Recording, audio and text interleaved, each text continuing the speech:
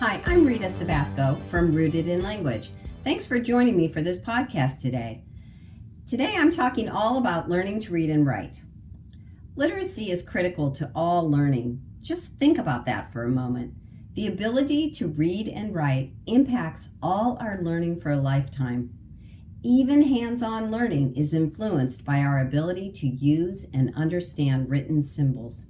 That's because when we learn to read, we quite literally change our brains.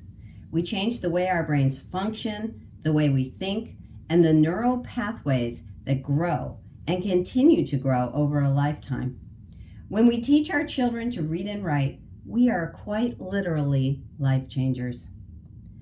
The path to literacy is long and slow. It's not a few easy lessons, it's not a year-long process, and it's not open and go. Proficient and independent reading and writing skills take decades to learn and master. That's because the more we access this important tool, the more we use it, build it, and expand on it. The Rooted in Language mission is to help you understand reading and writing and to show you how to best teach your children, and then to provide you with deep learning strategies to fuel your children's ongoing growth toward independence. We support the parent and the learner. That's because from the very beginning, literacy started with the parent and the child. A child's path to literacy moves through phases. Pre-literacy to literacy, from literacy through deep learning, from deep learning to independence. Imagine, if you will, that literacy is a huge wooded park. As you approach, you cross an expansive grassy area with a gated fence at its entrance. Pre-literacy is the expanse up to the gate. Metaphorically, it is the green grass under your child's feet. Grass that you, the parent, have been nurturing and watering for years. Scientists now know that when we learn to read and write, we rewire our listening and speaking brain to learn two more functional modes, reading and writing. This means that your child's oral language skills, which are developing from birth to around 5 years of age, are foundational to their reading and writing skills. As parents, we have the privilege of nurturing our children's foundational language skills. We and others in the child's world engage in conversations and teach them the social aspects of exchanging ideas.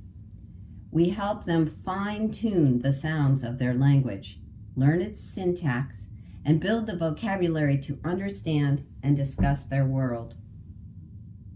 This pre-literacy stage is critical to literacy, but it is not yet enmeshed in literacy. Through rich experiences and hands-on book time, we teach our children the concept of books and how to turn pages. We show them that we read the print and we talk about the pictures. We repeat the same words over and over, but we also expand on ideas and discuss what's on the page.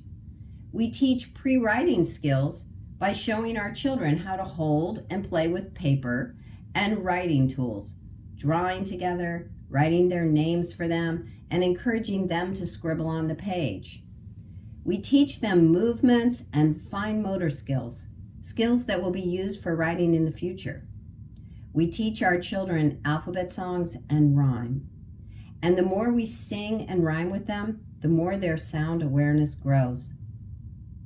At Rooted in Language, we encourage you, the parent, throughout these literacy years, these pre-literacy years, mostly by helping you understand its importance and your role in the process. Be sure to read our blogs, as many share ideas on this pre-literacy stage. At Rooted in Language, we encourage you, the parent, throughout these pre-literacy years, mostly by helping you understand its importance and your role in the process. Be sure to read our blogs, as many share ideas on this pre-literacy stage. We share information on the science of reading too, such as Listening, speaking, reading, and writing are all language skills. All 4 language domains are in the left hemisphere of the brain. Children are programmed to develop oral language skills like crawling and walking. But reading and writing are learned skills like riding a bike and driving a car. Of course, parents, families, caretakers, and communities have crucial roles to play in the child's development and life. These roles are key to your child's survival. They're key to your children's growth and development. They're foundational in our understanding of all learning as it happens primarily in relationships.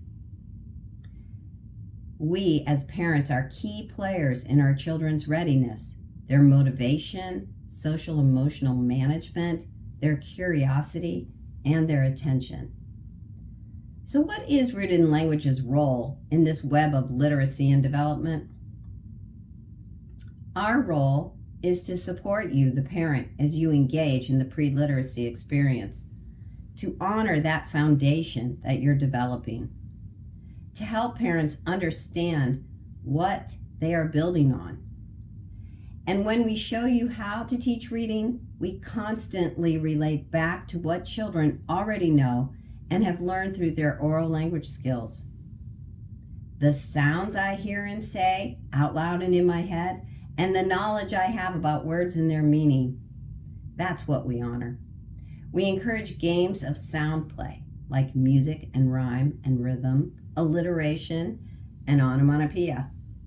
We encourage you to sing, read aloud, play games, pretend, and tell stories with your children. So in my analogy that literacy is like a huge wooded park with a big iron gate, in the pre-literacy stage, our children are running on the grass outside of the fence.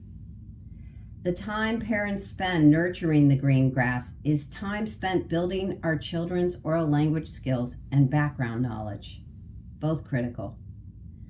Some children are running and rolling in the grass. Some are climbing the fence, peering into the world of words. Others are actually swinging upon and opening the gate, figuring out the reading code and pushing to enter the park.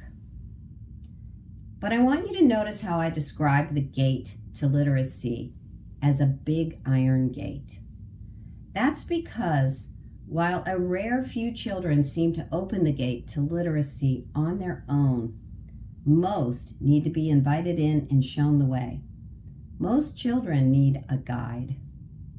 Join me for the next episode to hear about opening the gate, inviting your child in, and holding their hand along the path. Thank you for joining me for today's episode, sitting a while and listening. If you enjoy what you hear, please give us a like, subscribe, and follow. Be sure to visit us at rootedinlanguage.com for more information, and I'll see you next time.